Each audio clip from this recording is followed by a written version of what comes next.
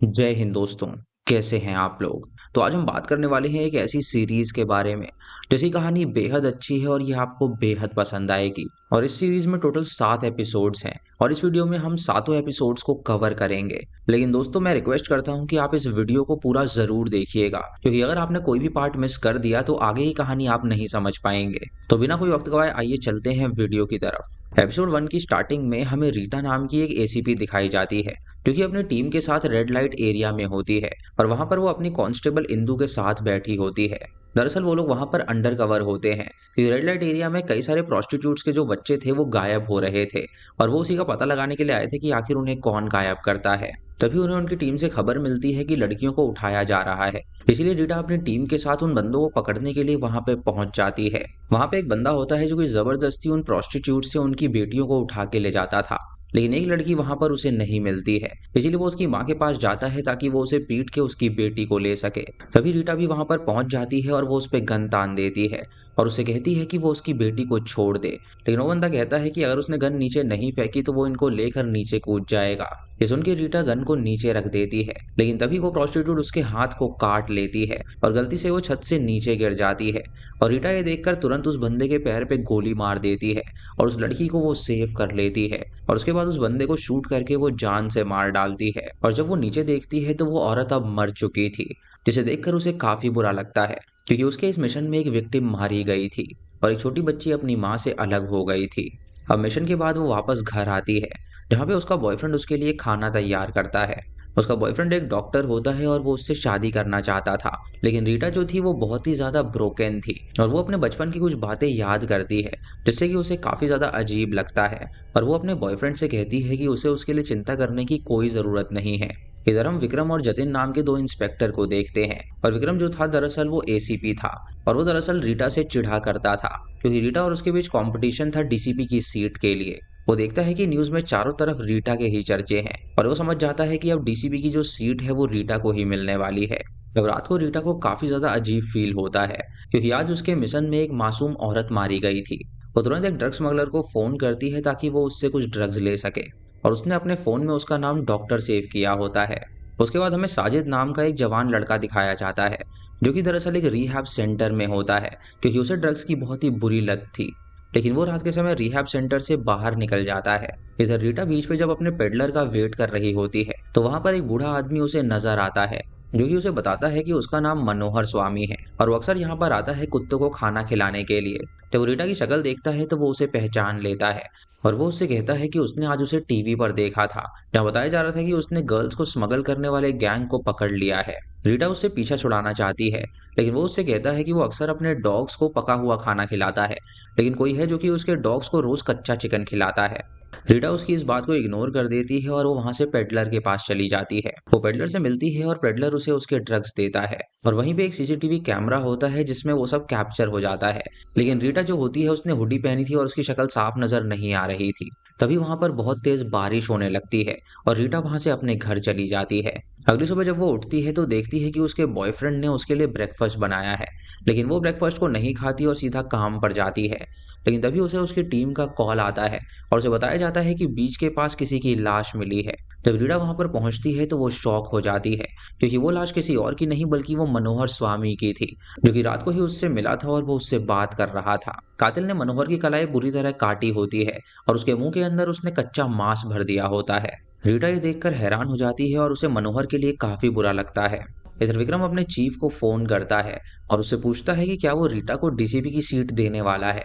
तो चीफ उसे बताता है कि दरअसल उस सीट पे एक वुमेन ही होनी चाहिए क्योंकि आजकल वुमेन एम्पावरमेंट चल रहा है, इसीलिए उसे वो सीट देना बहुत जरूरी है। उसके बाद हमें वो रिहैब का मालिक दिखाया जाता है जहाँ पे साजिद रहा करता था। उस रिहैब चलाने वाले का नाम प्रभात होता है और जब प्रभात साजिद के रूम में आता है तो वो देखता है कि साजिद ने फिर से ड्रग्स किए हैं जिसकी वजह से वो सो रहा है। बगल में वो उसका फोन देखता है जो कि बहुत ही टूटा हुआ था, तो वो उसके फोन को अपने पास रख लेता है और उसके बाद वो साजिद को उठाता है और उससे कहता है कि वो जल्दी से नहा ले। उसे उसके साथ घर ले जा रहा है ताकि वो खाना खा सके। उसके बाद वो साजिद का फोन चार्ज करने की कोशिश करता है लेकिन वो चार्ज ही नहीं हो रहा था। इधर रीटा फॉरेंसिक एक्सपर्ट से मिलती है जो कि उसे बताता है कि इस आदमी का राइट हैंड काट के इसे बहुत ही बेरहमी से मारा है। उसके बाद रीता जब कांस्टेबल इंदू के साथ जा रही होती है तो उसे चिल्ड्रन होम से कॉल आता है और वहाँ की जो वार्डन होती है वो उसे बताती है कि एक लेडी आई थी जिसने बच्चों को भड़का दिया है और ऐसा कहा है कि पुलिस वालों ने उनकी जो माएँ हैं उनको गिरफ्तार किया है। अब ये सुन के रीटा तुरंत उन बच्चों के पास जाती है और उनसे वादा करती है कि वो उनकी माँ से उन्हें ज़रूर मिलवाएगी। वो अपने चीफ के पास जाती है और उनसे कहती है कि वो उन प्रोस्टिट्यूट्स को छोड़ दे, लेकिन वो कहता है कि अभी इस केस पे कार्रवाई चल रही है और वो ऐसे मौके पे उन्हें नहीं छोड़ सकते। उसके बाद चीफ कहता है कि वो जो डीसीपी की सीट है वो उसे दे रहा है, यानी कि अब वो एसीपी नहीं बल्कि वो डीसीपी बन गई है। अब अगली सुबह रीटा तैयार हो जाती है ऑफिस जाने के लिए और तभी उसे अपने बचपन का एक वाक्य याद आता है। दरअसल उसकी माँ खुद एक कांस्टेबल थी और जब भी वो रीटा को देखती थी कि वो अपने पिता की तरह गाना गाती है तो वो अक्सर रीटा को डांटा करती थी, क्योंकि दरअसल रीटा और उसकी माँ को उसका पिता छोड़कर चला गया था और इसीलिए उसकी माँ उसके पिता से नफरत किया करती थी। उसके बाद कहानी प्रेजेंट में आती है जहाँ रीटा प्रेस कॉन्फ्रेंस में होती है और वहाँ पर कुछ रिपोर्टर्स होते हैं जो कि उनसे सवाल पूछते हैं। एक रिपोर्टर जिसका नाम अनीता होता है वो उठती है और रीटा से पूछती है कि आखिर चिल्ड्रन होम में उन बच्चों को उनकी माओ से मिलने का मौका कब मिलेगा। ये सुन के रीटा उससे पूछती है कि उसका नाम क्या है, तो जर्नलिस्ट उसे बताती है कि उसका नाम अनीता है। इधर रीटा का जो पेडलर था वो पकड़ा गया था और पुलिस उससे पूछताछ कर रही थी, क्योंकि दरअसल उस रात को उसी जगह पर वो मर्डर हुआ था जिस जगह पर वो रीटा को ड्रग्स देने के लिए आया था और सीसीटीवी फुटेज में ये सब दिख रहा था। पुलिस वाला पूछता है कि आखिर वो कौन है जो कि उससे ड्रग्स ले रहा है, लेकिन वो पेडलर अपना मुंह नहीं खोलता है। इधर साजिद जब अपने रिहैब के रूम में उठता है तो वो देखता है कि कल रात जो उसने कपड़े पहने थे उस पे खून लगा है और ये देखकर वो तुरंत बाथरूम में जाता है और कपड़े धो देता है।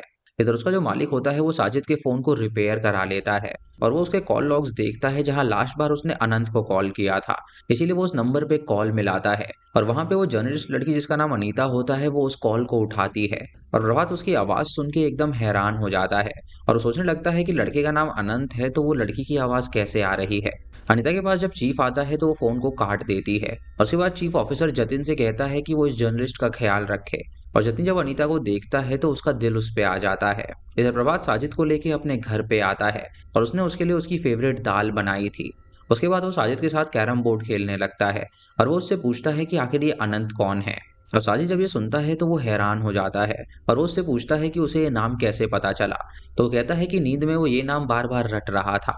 उसके बाद साजिद याद करता है कि रात को वो ड्रग्स करने के लिए बीच किनारे गया था और वहां पर वो लड़की भी आई थी जो कि चाकू को साफ कर रही थी और उन दोनों के बीच क्या रिश्ता है ये हमें आगे पता चलेगा। इसी के साथ फर्स्ट एपिसोड खत्म हो जाता है। सेकंड एपिसोड की स्टार्टिंग में ये दिखाया जाता है कि साजिद रात को कहां पर गया था। दरअसल साजिद रात को उसी बीच किनारे गया था जहां पर मनोहर अपने कुत्तों को खाना डाल रहा था, लेकिन तभी मनोहर देखता है कि उसके जो कुत्ते हैं वो कच्चा मांस खा रहे हैं और उसके सामने अनीता बैठी होती है तो वो उससे पूछता है कि आखिर वो उसके कुत्तों को ऐसा क्यों खिलाती है, लेकिन तभी साजिद पीछे से आता है और वो दोनों उस पर अटैक कर देते हैं और अनीता उसका राइट हैंड चाकू से काट देती है और उसके मुंह के अंदर वो बोटी फंसा देते हैं। यानी कि दोस्तों यहाँ पे क्लियर था कि ये मर्डर उन दोनों ने मिल के किया था। उसके बाद वो उसका बटुआ चुराते हैं और उससे वो खाना खाते हैं और फिर वो अबैंडन बोट में जाकर साथ में सो जाते हैं। उसके बाद कहानी प्रेजेंट में आती है जहाँ साजिद ये सारी बातें याद कर रहा था और प्रभात उससे कहता है कि उसे पता है कि अनंत कोई लड़का नहीं बल्कि लड़की है और अगर ये लड़की उसे पसंद है तो क्यों ना उसकी शादी उससे करा दी जाए। ये सुन के साजिद गुस्सा हो जाता है और वो उसे गाली देता है, लेकिन प्रभात उसे गले लगा लेता है और उसे शांत कराता है। इधर रीटा उस पेडलर से मिलने के लिए आती है जहाँ पर वो उसे एक थप्पड़ मारती है और उससे कहती है कि उसके साथ वहां पर कौन था। अब वो पेडलर उसके सामने ही उसका नाम तो नहीं ले सकता था, इसीलिए वो उससे कहता है कि उसे याद नहीं कि वहां पर कौन था। वो खुद नशे की हालत में था और उसे कुछ भी याद नहीं रहता। ये सुन के रीटा को मौका मिल जाता है उसे रिहा करने का, इसीलिए वो इंस्पेक्टर से कहती है कि वो इस पेडलर को छोड़ दे, क्योंकि ये जो पेडलर है इसे नहीं पता कि वहां पे मर्डर कैसे हुआ। जब विक्रम को वो इंस्पेक्टर ये बात बताता है तो विक्रम कहता है कि रीटा अब डीसीपी बन गई है तो वो कुछ भी आदेश दे सकती है। उसके बाद रीटा अपने कैबिन में जाती है और इस केस पे काम करने लगती है, लेकिन तभी उसके बॉयफ्रेंड का उसे कॉल आता है जो कि उसे बताता है कि उसकी माँ को उन्हें बताना होगा कि वो दोनों अलग हो रहे हैं, लेकिन रीटा कहती है कि वो अपनी माँ को खुद ये बात बता दे। इधर अनीता एके अनंत अपने घर पहुंचती है और वहां पे पहुंच के वो अपनी विग को निकाल देती है, क्योंकि दुनिया के सामने वो लेडी बनती थी और वो विग पहना करती थी। उसके घर में उसकी दादी होती है और उसके एक अंकल होते हैं जो कि पैरालाइज्ड होते हैं और वो ऐसे क्यों थे हमें आगे पता चलेगा। अब रीटा उस सस्पेक्ट मनोहर का फोन अनलॉक करती है और उसके अंदर उसकी फोटोज को देखने लगती है, जहां पर उसे एक फोटो में अनीता भी नजर आती है जो कि मनोहर से मिलने आई थी। ये देखकर वो हैरान हो जाती है और उसे अनीता पे शक होने लगता है। इधर अनीता ने अपने घर में सारे विक्टिम्स की फाइल बना रखी थी और उस फाइल में वो मनोहर का आर्टिकल भी ऐड कर देती है। यानी कि वो पहली बार नहीं था जब उसने किसी को मारा था, बल्कि वो कई सारे लोगों को जान से मार चुकी थी। और वो ऐसा क्यों करती थी ये हमें आगे पता चलेगा। तभी अनीता को कांस्टेबल इंदु का कॉल आता है, जो कि उसे पुलिस स्टेशन बुलाती है मैडम से मिलने के लिए। अनीता अपनी विग पहन के तुरंत वहां पर पहुंचती है और वहां पे जतिन उससे मिलता है, जो कि उसे कॉफी के लिए पूछता है, लेकिन अनीता उससे कहती है कि वो कॉफी नहीं पीती। उसके बाद वो रीटा से मिलने के लिए उसके कैबिन में जाती है, जहां पर रीटा उससे पूछती है कि आखिर वो मनोहर से क्यों मिलने गई थी। तो वो बताती है कि दरअसल वो उसका इंटरव्यू लेने के लिए गई थी। ये सुन के रीटा उसे वहां से जाने देती है। अब रात को विक्रम अपने इंस्पेक्टर के साथ दारू पी रहा होता है और दारू पीते हुए वो लोग रीटा की बुराई कर रहे होते हैं, क्योंकि उन्हें ये राज नहीं आ रहा था कि एक लेडी उनके ऊपर है। उसके बाद विक्रम जब उस केस फाइल को देखता है तो वो हैरान हो जाता है और सोचने लगता है कि क्यों ना वो भी इस केस को अपनी तरफ से सॉल्व करे। इधर रीटा को ऐसे ही कई सारे सिमिलर केसेस की फाइल मिलती है और इंदु से बताती है कि ऐसे सेम पैटर्न में एक गैंग थी जो कि मर्डर किया करती थी, लेकिन अब ये गैंग पूरी तरह इनएक्टिव हो चुकी है। इधर साजिद जब अपने रिहैब में होता है तो रात को खिड़की के रास्ते उससे मिलने के लिए अनीता आ जाती है, जिसे देखकर साजिद डर जाता है और वो उससे कहता है कि उसे यहाँ पर नहीं होना चाहिए। तभी प्रभात वहां पर आ जाता है और उन दोनों को साथ देख लेता है और वो अनंत के नंबर पे कॉल करता है, तो जो अनीता का फोन था वो रिंग होने लगता है, जिससे वो समझ जाता है कि यही अनंत है। और साजिद और अनीता को लगने लगता है कि शायद उसे सच पता चल गया है। इसी के साथ सेकंड एपिसोड भी खत्म हो जाता है। एपिसोड 3 की स्टार्टिंग में हमें 2015 का समय दिखाया जाता है, जहां पर हम अनीता को देखते हैं जो कि बॉयज हॉस्टल में पली बड़ी थी, लेकिन किसी को भी नहीं पता था कि वो एक लड़की है और वहां पर वो लड़कों की तरह बन के रहती थी। हर रात वो वहां के सुपरिटेंडेंट के रूम में जाती थी और इस रात भी वो वहां पर जाती है, क्योंकि वो जो सुपरिटेंडेंट था वो बहुत ही बदतमीज आदमी था और वो उसके साथ जबरदस्ती करता था। वो उसे हमेशा विग पहनाता था और उसका शोषण किया करता था, लेकिन इस बार अनंत ने उसकी फील्डिंग सेट की होती है। उसी जगह पे उसका दोस्त साजिद बन जाता है, जो कि प्लान करते हैं उसे मारने का, और साजिद वहां पर पहुंचकर उस बंदे को जान से मार डालता है। और तब से ही अनीता साजिद पर ट्रस्ट करने लगी थी और उसे साजिद से प्यार हो गया था, क्योंकि वही एक लड़का था जो कि उसे समझता था। मर्डर करने के बाद वो दोनों साथ में बाहर जाते हैं और वहां पर वो खाना खाते हैं और खूब इंजॉय करते हैं। लेकिन अगले दिन साजिद ने खुद को सरेंडर कर दिया था और उसने अपने बयान में कहा था कि जो फर्नांडिस था वो दरअसल एक लड़की को टॉर्चर करता था, इसीलिए उसने उसे मारा। अब अनंत उसे कॉल करती है और उससे पूछती है कि आखिर उसने ऐसा क्यों किया, तो वो उसका कोई भी जवाब उसे नहीं देता। और अनंत को पक्का हो जाता है कि साजिद सिर्फ उसके लिए ही उस आदमी का मर्डर किया, यानी कि वो उससे बहुत ज्यादा प्यार करता है।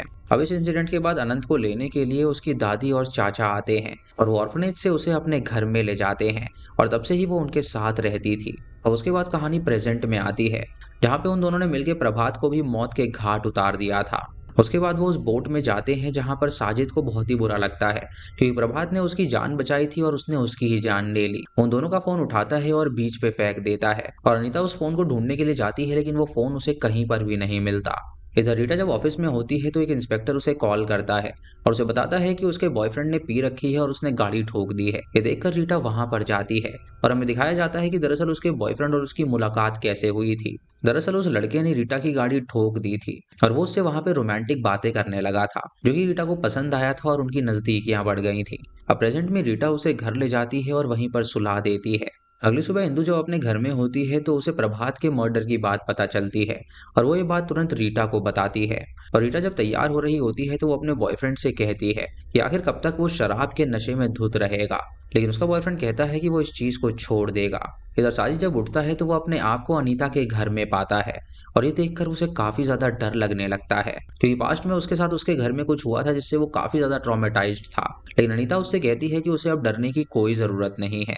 साजिद कहता है कि उन्हें प्रभात को नहीं मारना चाहिए था, क्योंकि वो एक अच्छा इंसान था और उसने उसकी जान बचाई थी। लेकिन अनीता कहती है कि ये सारे अच्छे इंसान बुरे होते हैं, क्योंकि जब वो लोग बॉयज ऑर्फनेज में थे तो वो अच्छा आदमी ही था जिसने उसका शोषण किया था और उन दोनों ने साथ में मिलकर उसे मारा था। इधर रीटा जब क्राइम सीन पे पहुंचती है तो वो लाश देखकर वो समझ जाती है कि ये उसी कातिल का काम है। और प्रभात के असिस्टेंट का जब वो बयान लेती है तो वो बताता है कि जरूर ये साजिद का काम है, क्योंकि साजिद अक्सर प्रभात के घर में आया करता था। इधर अनीता साजिद को लेकर अपने चाचा के पास जाती है और साजिद उसे पैरालाइज्ड देखकर हैरान हो जाता है। अनीता कहती है कि उसे अब इससे डरने की कोई जरूरत नहीं है और हमें पास्ट की कहानी दिखाई जाती है, जहाँ हमें बताया जाता है कि आखिर उसके चाचा ने साजिद के साथ ऐसा क्या किया था। दरअसल अनीता एक दिन साजिद को घर में लेकर आई थी और उसके चाचा ने साजिद को घर से बाहर निकाल दिया था और उसे बेल्ट से मारा था। तभी से अनीता गुस्से में आ गई थी और अपने चाचा को उसने पैरालाइज कर दिया था और वो साजिद का वेट कर रही थी ताकि वो मिलके उसके चाचा को मौत के घाट उतार सके। अनीता साजिद से कहती है कि इससे हम बाद में बदला लेंगे और उसके बाद उसे उसके ऑफिस से कॉल आता है जहां उसे मर्डर के बारे में बताया जाता है और वो समझ जाती है कि पुलिस भी इस मर्डर केस के बारे में जान गई होगी। इधर पुलिस जब फिंगरप्रिंट्स मैच करती है तो साजिद की जो फिंगरप्रिंट्स थी वो मैच हो जाती हैं और वो समझ जाते हैं कि ये मर्डर साजिद ने किया है और इसी के साथ थर्ड एपिसोड भी खत्म हो जाता है। एपिसोड 3 की स्टार्टिंग में हमें दिखाया जाता है कि आखिर उन दोनों ने प्रभात को कैसे मारा। दरअसल अनीता ने साजिद को बताया कि प्रभात उनके बारे में सब कुछ जान चुका है और वो उनके लिए खतरा साबित हो सकता है, लेकिन साजिद कहता है कि वो मेरा गुरु है और वो उसे नहीं मार सकता। लेकिन अनीता उससे कहती है कि अगर वो उससे प्यार करता है तो वो उसे मारेगा और वो दोनों मिलकर उसके पास जाते हैं और साजिद उसे मार डालता है।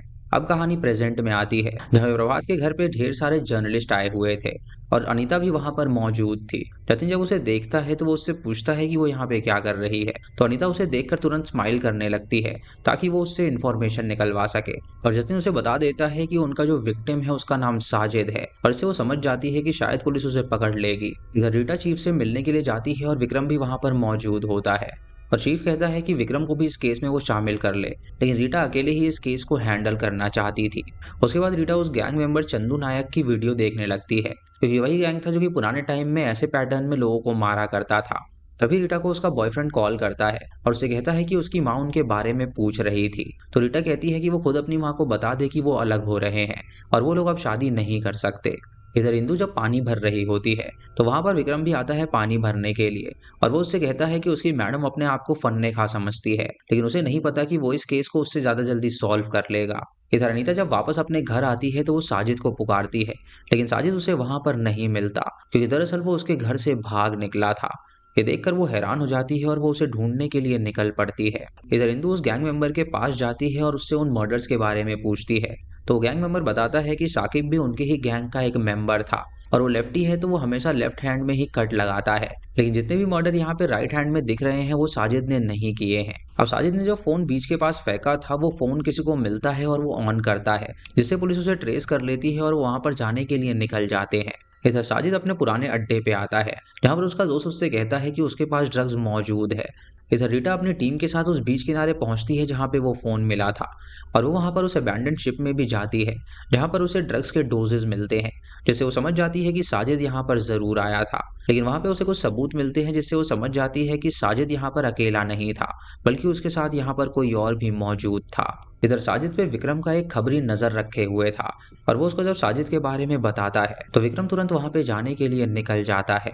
इधर साजिद जब ड्रग्स लेता है तो वो अपना आपा खो देता है और अनीता उसे हर जगह ढूंढ रही होती है लेकिन वो उसे कहीं पर भी नहीं मिलता। इधर इंदु रीटा को उस गैंग मेंबर की सारी बात बताती है और रीटा समझ जाती है कि जरूर इस मर्डर में किसी और का भी हाथ है। उसके बाद वो बाहर जाती है जहाँ पर वो इंदु के बेटे से मिलती है और वो जब उससे बातें करती है तो उसे याद आता है कि इंदु को एक पुलिस वुमेन होने के साथ साथ एक बेटे की भी जिम्मेदारी निभानी होती है, इसीलिए वो उन दोनों को तुरंत घर भेज देती है।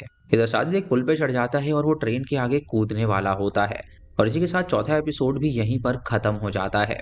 फिफ्थ एपिसोड की स्टार्टिंग में हमें अनीता दिखाई जाती है जो कि हॉस्पिटल में बैठी हुई थी और उसके साइड में एक रशियन लेडी बैठी थी जो कि उसे अपने कंधे पर सुलाती है और उसे लोरी सुनाने लगती है। लेकिन तभी वार्ड बॉय वहां पर आता है और उसे अंदर ले जाता है और वो उसे साजिद की बॉडी दिखाता है जिससे वो डर जाती है। तभी अचानक उसकी नींद खुल जाती है क्योंकि दरअसल वो एक सपना देख रही थी और अभी साजिद को वो ढूंढ रही थी लेकिन वो उसे कहीं पर भी नहीं मिला था। इधर पुलिस साजिद की लोकेशन पे पहुंच चुकी थी और एक आदमी ने साजिद को कूदने से बचा लिया था। उधर जतिन मौजूद होता है तो अनीता उसे कॉल करती है और जतिन को लगता है कि शायद उसे उसमें इंटरेस्ट है, इसीलिए वो उसे कॉफी के लिए पूछता है तो वो राजी हो जाती है और साजिद को वो लोग हॉस्पिटल ले जाते हैं जहाँ रीटा इंदु से कहती है कि वो इस पे नजर रखे। रीटा विक्रम से भी मिलती है और उससे कहती है कि आखिर वो उसके केस में क्यों बाधा बन रहा है, तो वो कहता है कि दरअसल डीसीपी की सीट उसे मिलनी चाहिए क्योंकि वो उससे ज्यादा डिजर्विंग है। उसके बाद वो चीफ को कॉल करता है और चीफ उससे कहता है कि वो चिंता ना करे, वो अपनी इन्वेस्टिगेशन चालू रखे। इधर अनीता जतिन से मिलने के लिए उसके घर पहुंच जाती है उससे इन्फॉर्मेशन निकलवाने के लिए और इधर रीटा जब अपने घर पहुंचती है तो वहां पर उसे अपनी माँ का विजन आता है जहाँ पर वो इमेजिन करती है कि उसने स्कूल का कपड़ा पहना हुआ है और उसकी माँ उसे देखकर बहुत ज्यादा डांट रही है। इससे हम जान पाते हैं कि जो रीटा का बचपन था वो बिल्कुल भी अच्छा नहीं बीता था। कुछ देर बाद रीटा जब बाहर आती है तो उसे चीफ का कॉल आता है, क्योंकि उससे कहता है कि प्रभात का केस सॉल्व हो चुका है, क्योंकि उन्हें उनका सस्पेक्ट मिल गया है साजिद, और अब इस केस को क्लोज कर देना चाहिए। लेकिन रीटा कहती है कि उसका मानना है कि असली कातिल अब भी बाहर है। इधर अनीता जतिन से मिलती है और उससे सारी इन्फॉर्मेशन निकलवा लेती है, और जतिन उसे वहां पर अनंत के बारे में भी बताता है और उसे बताता है कि दरअसल शाकिब के फोन में उन्हें अनंत का कॉन्टैक्ट मिला है, जिससे उन्हें लगता है कि शायद अनंत भी उसके साथ है जो कि ये मर्डर कर रहा है। अब अनीता अपना नाम सुन के बहुत ज्यादा डर जाती है और वो तुरंत वहां से चली जाती है। उसके बाद अनीता अपने ऑफिस जाती है, जहां पर उसे अपने कलीग से पता चलता है कि चंदू नायक जो कि वो गैंगस्टर है, उसने कंफर्म किया है कि ये जो मर्डर्स हैं वो साजिद ने ही किए हैं। तब चंदू नायक का नाम सुनते ही अनीता हैरान हो जाती है और वो याद करती है कि जब साजिद उसके गैंग में काम किया करता था तो वो एक दिन उसके पास गई थी मिलने के लिए, और वहीं पे चंदू नायक ने उसे देखा था और उसने उसे पहचाना था और कहा था कि वही अनंत है जिसके बारे में साजिद अक्सर बात किया करता था। उसे ये भी कहता है कि उसे पता है कि उस वार्डन को उसने ही मारा है, और ये सच सुन के अनीता वहां से भाग निकलती है। उसके बाद कहानी प्रेजेंट में आती है, जहां पर चीफ रीता को इस केस से डिस्ट्रैक्ट करने लगता है और वो उसे फालतू के एडवर्टीजमेंट शूटिंग में भेज देता है, ताकि जो विक्रम है वो साजिद से उसका बयान रिकॉर्ड करवा सके। जब रीटा इंदू के साथ सेट पर होती है तब इंदू उसे बताती है कि साजिद ने जो पहला मर्डर किया था वो बॉयज हॉस्टल के वार्डन का था, और उसने बयान में कहा था कि वो एक लड़की के साथ शोषण करता था, इसीलिए उसने उसे जान से मारा। लेकिन रीटा ये सुन के सोचती है कि वो जगह तो पूरे बॉयज की थी, तो आखिर वहां पर लड़की कैसे आ सकती है। तभी वो शूटिंग में देखती है कि एक लड़की विग लगा रही है, और ये देखकर वो समझ जाती है कि जरूर वहां पे कोई लड़का बन के रहता होगा। वो तुरंत उस ऑर्फनेज में जाती है पता करने के लिए, और वहां पे उसे कंफर्म हो जाता है कि जरूर वहां पे कोई लड़की रहती थी जो कि लड़का बन के रहती थी, और उसे लगने लगता है कि जो अनंत है वो दरअसल लड़का नहीं बल्कि लड़की है। उसके बाद रीटा साजिद के पास जाती है उससे सच उगलवाने के लिए, और वो उससे कहती है कि ये जो अनंत है वो उसे पकड़ के रहेगी, और वो ये भी जानती है कि अनंत लड़का नहीं बल्कि लड़की है। ये सुन के साजिद हैरान हो जाता है और उससे कहता है कि वो ऐसा बिल्कुल ना करे, लेकिन रीटा उसकी एक नहीं सुनती और वहां से चली जाती है। उसके बाद उसे इंदू का कॉल आता है, जो कि दरअसल उस ऑर्फनेज की फाइल चेक कर रही थी, और वो उसे बताती है कि अनंत नाम का जो लड़का यहाँ पे रहता था उसकी माता का नाम यहाँ पे ललिता लिखा हुआ है, और उसके पिता का नाम जय आचार्य लिखा हुआ है जो कि एक एनकाउंटर स्पेशलिस्ट था। उसके बाद रीटा फाइल रूम में जाती है और वहां पे वो जय आचार्य के बारे में पढ़ने लगती है, और उसे पता चलता है कि एक डायरेक्टर ने उसकी बायोपिक भी बनाई है। इधर अनीता चंदू नायर के दरवाजे पे पहुंच जाती है ताकि वो उसे जान से मार सके, क्योंकि पुलिस अगर वहां पे आती तो वो उसे पहचान लेता। इसी के साथ यहाँ पे 5th एपिसोड भी खत्म हो जाता है। एपिसोड 6 की स्टार्टिंग में हमें पास्ट का समय दिखाया जाता है, जहाँ पे हमें ललिता नाम की एक रशियन प्रोस्टिट्यूट दिखाई जाती है, जिसका एक लवर था जो कि एनकाउंटर स्पेशलिस्ट जय आचार्य था। उस रात जय एक गैंगस्टर को वहीं पे शूट कर देता है, और उसके बाद वो ललिता को संभालता है। फिर कहानी प्रेजेंट में आती है, जहाँ पे जय की जो डायरी थी वो अनीता देख रही थी। अगली सुबह रीता और इंदु उस डायरेक्टर से मिलने के लिए जाती हैं जिसने एनकाउंटर स्पेशलिस्ट जय पर फिल्म बनाई थी। वो डायरेक्टर उन्हें अपनी मूवी के बारे में सारी इन्फॉर्मेशन देता है और कहता है कि ये मूवी में जो भी दिखाया है वो सच है, और वो यही बताता है कि जय की मौत कैसे हुई थी। उसको एक शूटआउट में मारा गया था, और उस वक्त उसकी जो वाइफ थी ललिता वो इंग्लिश क्लासेस दिया करती थी। अब ये इन्फॉर्मेशन मिलते ही रीटा और इंदु वहां पर पहुंच जाती हैं, और उस एड्रेस पे उन्हें एक लेडी मिलती है जो कि दरअसल पहले प्रोस्टिट्यूशन चलाया करती थी। वो बताती है कि जय और ललिता के बीच प्यार हुआ था, और उसके बाद ललिता ने एक बेटी को जन्म दिया था, लेकिन ललिता चाहती थी कि उसकी बेटी सेफ रहे और वो प्रोस्टिट्यूशन में ना आए, इसीलिए वो बचपन से ही उसे लड़का बना के रखती थी, और उसने उसका नाम अनंत रखा था जो कि लड़कों वाला नाम था, ताकि किसी को पता ना चल सके कि वो एक लड़की है। लेकिन एक दिन वहां पर पुलिस की रेड पड़ी तो वो ललिता को ले जाने लगे, लेकिन अनंत उसे छोड़ने को तैयार ही नहीं थी, क्योंकि पुलिस वाले अनंत को अगर ले जाते तो वो उसे वुमेन हॉस्टल में डाल देते। लेकिन ललिता ये नहीं चाहती थी, इसीलिए वो ऊपर से कूद गई, जिससे कि उसकी मौत हो गई और वो अनंत को पीछे छोड़ गई। उसके बाद वो लेडी उसे बताती है कि उसने अनंत को अपनी कस्टडी में रख लिया, और एक दिन उसने एक बिल्ली को बहुत ही बेरहमी से मार डाला था, और ये बिहेवियर देखकर वो बहुत ज्यादा डर गई थी, इसीलिए उसने एक बॉयज ऑर्फनेज में उसे भर्ती करवा दिया। लेकिन उसने ये जानबूझ के करवाया था कि वहां का जो वार्डन था उसे पता था कि वो एक लड़की है, और उसने उस वार्डन से पैसे लिए थे ताकि वो उसका फायदा उठा सके। यानी कि उसने उस वार्डन को उसे बेच दिया था, और हर रात वो वार्डन उसके मजे लेता था। वो लेडी रीटा से ये भी कहती है कि उसने जो कुछ भी किया उसका पछतावा उसे आज भी है, और आज ही वो अपने कर्म से दुख झेल रही है। उसे कैंसर है और वो अब मरना चाहती है, लेकिन रीटा उससे कहती है कि उसने जो कर्म किए हैं उसके लिए उसकी सजा बिल्कुल सही है, और वो भगवान से प्रार्थना करेगी कि वो और ज्यादा जिए ताकि वो अपने कष्ट को और ज्यादा भोगे, क्योंकि उसने जो एक मासूम लड़की के साथ किया है वो बहुत ही गलत है। उसके बाद रीटा को खबर मिलती है कि वो गैंगस्टर भी मारा गया है और वो तुरंत वहां पर जाती है इन्वेस्टिगेशन के लिए। फॉरेंसिक एक्सपर्ट उसे बताता है कि उसे भी उसी पैटर्न से मारा गया है, यानी कि अनंत ने ही उसे मारा है, लेकिन जो भी मारने वाला होगा उसके भी खून यहाँ पर मिले हैं। उसके बाद हमें अनीता दिखाई जाती है जो कि जख्मी होती है और वो अपने घर में अपना खून साफ कर रही थी। इधर उस पुलिस वाले ने दोबारा से उस पेडलर को पकड़ा होता है और इस बार पेडलर उसे सच बताता है कि दरअसल उस रात वहां पे कोई और नहीं बल्कि एसीपी मैडम ही बैठी हुई थी, क्योंकि वो वहां पर उसे ड्रग सप्लाई कर रहा था। अब ये बात वो बंदा विक्रम को बता देता है और विक्रम को जब ये पता चलता है तो वो हैरान हो जाता है। उसके बाद विक्रम साजिद के पास जाता है जहां पर वो उसे उस गैंगस्टर की फोटो दिखाता है और उसे कहता है कि उसके साथी ने इस आदमी को भी मार डाला है, इसीलिए वो सच सच बताए कि आखिर उसका साथी उन्हें कहाँ मिलेगा। लेकिन साजिद उसे कुछ भी सच बताने को तैयार ही नहीं था। इधर अनीता अपने घर में बैठ के एक आर्टिकल लिखती है, वो भी रीटा के खिलाफ, और इन्फॉर्मेशन के सोर्स में वो जतिन का नाम लिख देती है। और जब सभी लोग इसे पढ़ते हैं तो वो हैरान हो जाते हैं। रीटा जब ये देखती है कि उस जर्नलिस्ट अनीता ने ये लिखा है तो उसे पता चल जाता है कि वो कातिल कोई और नहीं बल्कि अनीता ही है। तो जब पहली बार प्रेस कॉन्फ्रेंस में अनीता ने उससे सवाल पूछा था तो उसने अपना पूरा नाम अनीता आचार्य बताया था और इस सरनेम से उसे पता चल जाता है कि वो जय आचार्य और ललिता की बेटी है, इसीलिए उसे पक्का यकीन हो जाता है कि वही वो कातिल है। उसके बाद वो अपने चीफ के पास जाती है और इस केस के बारे में उसे बताती है, लेकिन उसका चीफ उसे वारंट नहीं देता आचार्य निवास को सर्च करने का।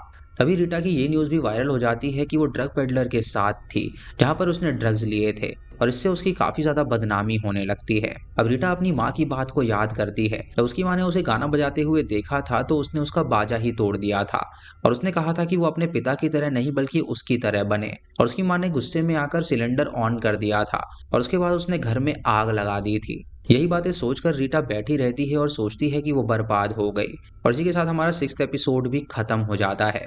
लास्ट एपिसोड की स्टार्टिंग में हमें रीटा दिखाई जाती है जो कि वही इंसिडेंट याद करके परेशान हो रही थी, इसलिए वो तुरंत इंदु के घर चली जाती है खाना खाने के लिए। और वहां पर इंदु को वो अपनी माँ के बारे में सब कुछ बताती है, बल्कि वो इसलिए चिढ़ती थी क्योंकि वो अपने पिता को नहीं भुला पा रही थी। रीटा कहती है कि उसकी माँ उसे बहुत ही गलत मोड़ पे छोड़कर चली गई, लेकिन इंदु कहती है कि वो चिंता ना करे, वो उसे छोड़कर कहीं नहीं जाने वाली, क्योंकि वो जानती है कि वो उसे बहुत ज्यादा प्यार करती है। इधर अनीता अपने चाचा की देखभाल कर रही होती है और वो उसे कहती है कि वो साजिद को वापस लाएगी और उसके बाद वो दोनों मिलकर उसे जान से मार डालेंगे। अगली सुबह इंदु जतिन से मिलती है और उसे बताती है कि वो जो अनीता है वही कातिल है, तो आखिरी बार उसे कॉल करे और उससे झूठ बोले कि साजिद को मैडम ने शूट कर दिया है। इधर रीटा साजिद के पास जाती है और उससे झूठ बोलती है कि उसकी जो दोस्त है अनंत वो मारी गई है, और साजिद उसे सच समझ के बोलता है कि ऐसा नहीं हो सकता, उन दोनों ने बहुत सारे मर्डर किए हैं और वो ऐसे नहीं जा सकती। और ये सुन के रीटा को कंफर्म हो जाता है कि वही वो मर्डरर है। अब जतिन प्लान के मुताबिक अनीता को कॉल करता है और उसे हॉस्पिटल बुला लेता है, और जब अनीता हॉस्पिटल आने के लिए निकलती है तो रीटा अपनी टीम के साथ उसके घर में चली जाती है छानबीन करने के लिए, और वहां पर उसे उसके चाचा की लाश मिलती है जिसे उसने जान से मार दिया था, और वहां पर उसे ऐसी कई सारी चीजें भी मिलती हैं जिससे ये साबित हो जाता है कि वही कातिल है। इधर अनीता अपने सीसीटीवी कैमरा में देखती है कि उसके घर में पुलिस आ गई है, इसीलिए वो तुरंत हॉस्पिटल से भागने का प्लान बनाती है। वो बाथरूम में चली जाती है और वहां के रास्ते से भाग निकलती है, और इंदु जतिन और उनकी टीम तुरंत उसे पकड़ने के लिए उसके पीछे जाते हैं। लेकिन इंदु जब उसे अकेले ढूंढ रही होती है तो अनीता उसे दबोच लेती है और उसे जान से मार डालती है। जब रीटा को ये बात पता चलती है तो वो तुरंत वहां पर पहुंचती है और अपनी साथी की मौत को देखकर वो बहुत ज्यादा रोने लगती है। वो तुरंत साजिद के पास जाती है और उसे बुरी तरह पीटती है, और वो अपनी जॉब भी खो बैठती है क्योंकि चीफ के परमिशन के बिना ही वो उस लड़की के घर की तलाशी लेने के लिए गई थी, जिसकी वजह से इंदु की मौत हो गई। जब रीटा चीफ ऑफिस में बैठी होती है तो विक्रम उससे मिलने आता है और वो उससे माफी मांगता है और कहता है कि मैडम मैं बिल्कुल भी बुरा इंसान नहीं हूँ, बल्कि मैं इस केस में उस कातिल को पकड़ना चाहता था। ये सुन के रीटा उसे वो सारी फाइल्स देती है और वहां से चली जाती है। उसके बाद रीटा को उस गर्ल्स होम की वार्डन का कॉल आता है जो कि उसे बताती है कि एक लड़की यहाँ पर आ गई है और उसने वो जो प्रोस्टिट्यूट्स की लड़कियां हैं उन्हें बंदी बना लिया है। अनीता तुरंत उसका फोन छीनती है और वो रीटा से कहती है कि वो साजिद को लेकर तुरंत यहाँ पर पहुंचे, वरना वो यहाँ पर एक एक करके सबको मार डालेगी। अभी सुनकर रीटा चीफ को ये सारी बात बताती है तो चीफ उसके साथ कोऑपरेट करने के लिए तैयार हो जाता है।